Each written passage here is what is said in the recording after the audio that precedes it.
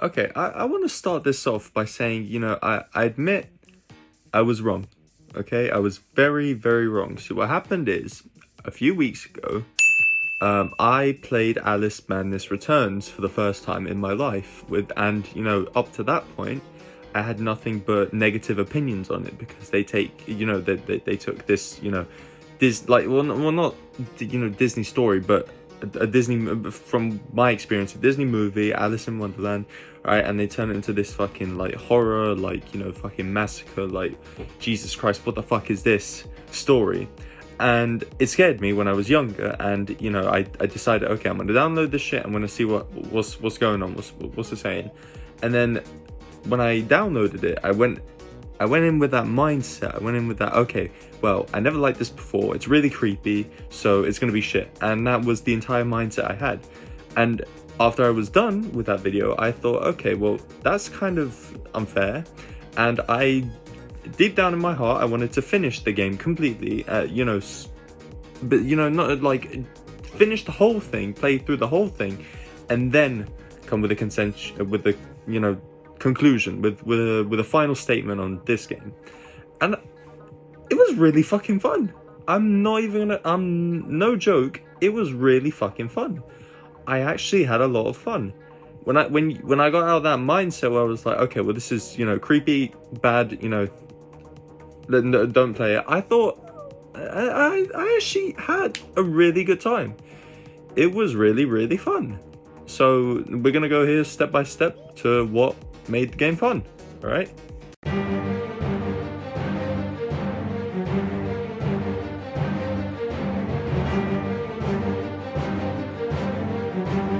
So first off, we have the story, and the story is a fairly good one, to be fair. So you have, in this version of Alice in Wonderland, you have, Alice, but this Alice had her family killed from a fire that happened when she was really, really young, and then obviously she went fucking crazy from it. Sent her to an asylum. She stayed in the asylum for a good few years in her life, and she came out when she was a teenager, I think.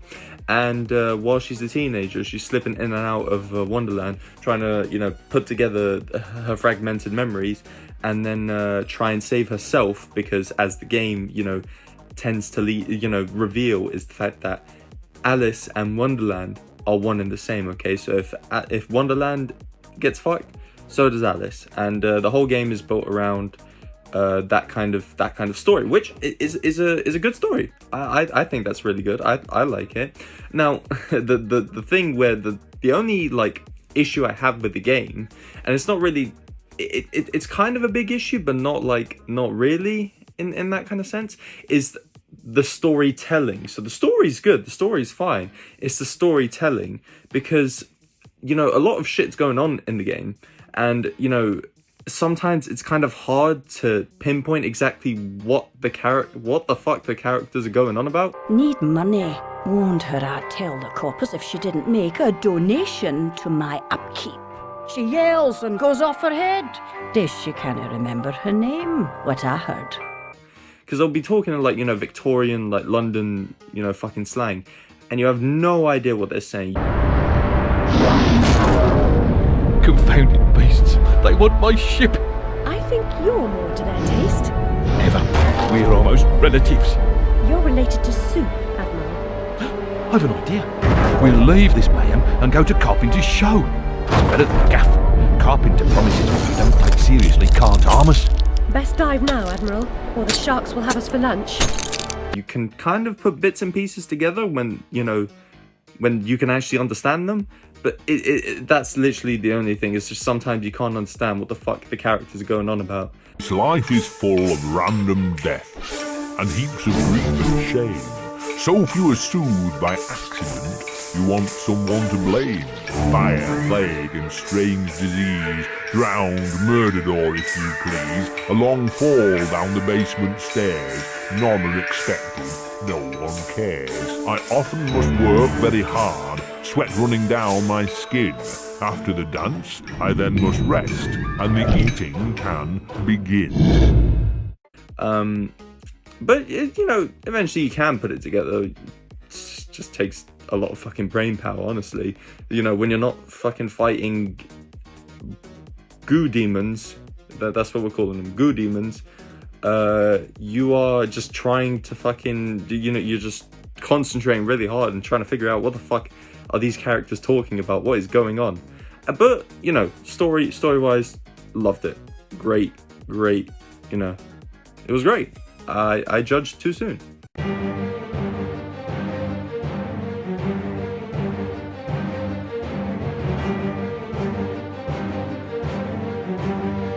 Next up is gameplay-wise.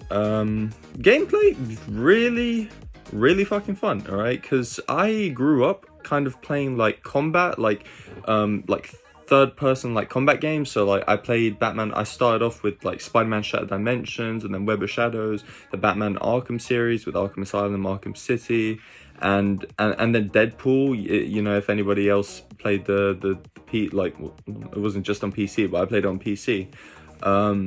I kind of grew up with that kind of genre of games, like third-person combat, you know, shit like that. I don't know the specific term for it, but I grew up with shit like that.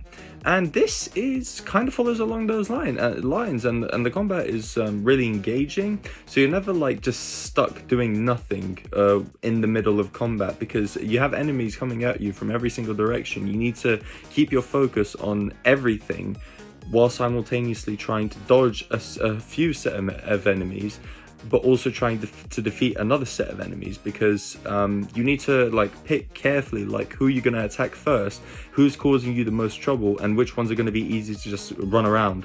The focus, like, you know, there's a focus feature in the actual game, is actually a lot more useful than I originally, you know, thought. I thought, okay, well, fuck this is just...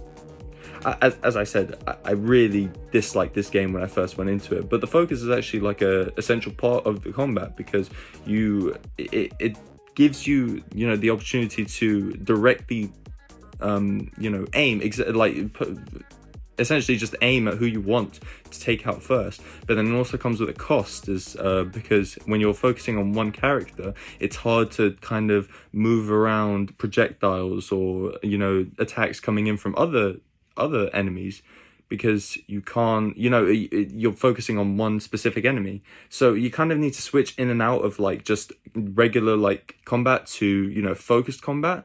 It's a nice it's a nice fucking mishmash that works well. You know, you start off, you don't really understand what, you know, how the whole system works, and then you slowly progress and you learn exactly how it works, how to, you know, use it to its full potential. It's combat really fucking good. That's all I have to say about the combat.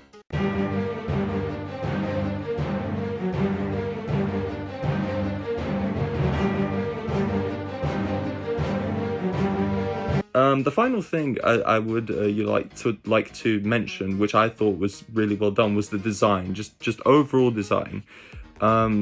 Victorian London is a shithole, as it was, you know, a shithole in real life. It's a shithole in this game. Everything okay over here? And then Wonderland is so unique. It's just like, it's really just detailed. Yo, on a fucking real note, what in God's name is fucking going on with this place? This is not Wonderland, right? This is fucking hell. You know, American McGee, he really went all out when it came to fucking designing this shit, because Wonderland feels like a complete, like just the complete unknown. Like you have no idea what's going on, but it looks really nice. Oh shit, boys, time to smoke some motherfucking shisha. Let's do this.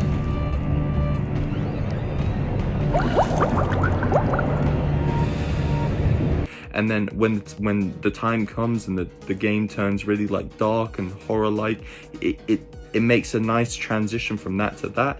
God damn, the Red Queen's castle is fucked, man. What is going on in here?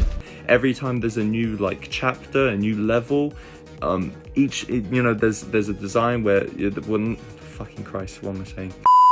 You know, some like each level has its own specific design, and it's kind of like reflected with the dress that Alice is wearing, because every time she enters a new every time she enters a new kind of space or a new level, basically she changes dress. So she'll go from an what the fuck? She'll go from an underwater level to an Asian themed level. I didn't know exactly where like this whole level was supposed to be set, but she goes and her dress also reflects that. It looks kind of like, you know, I think Chinese dresses. I think, don't quote me on that, I'm not entirely sure.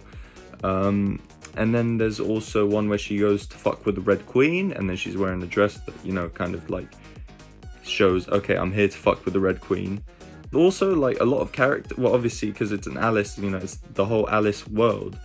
The characters in the game are just kind of more like fucked up versions of the characters from the original novel or book, whatever you want to call it. Your dogged persistence will be rewarded with... Oh my god, is that Roger the Rabbit in Alice Madness Returns? That's crazy. I thought it was really nice. I honestly, the design was really like, it caught your eye immediately. You know, it was really nice to just look around. It was enjoyable to, you know, move around these areas because it, you know, it wasn't just bland nothingness. It actually looked really nice. Yo, this place is so goddamn white. I can't fucking see anything. Jesus Christ, look at this fucking place. Why is it so white? So overall, you know, I really want to just apologize for my first video because I judged too soon. American McGee, if you're watching, I know you're not, but if you're watching, I really liked your game and I'm really excited for Alice Asylum because I hope that'll happen. I have big faith that it will happen. And yeah, that's it. I'm out.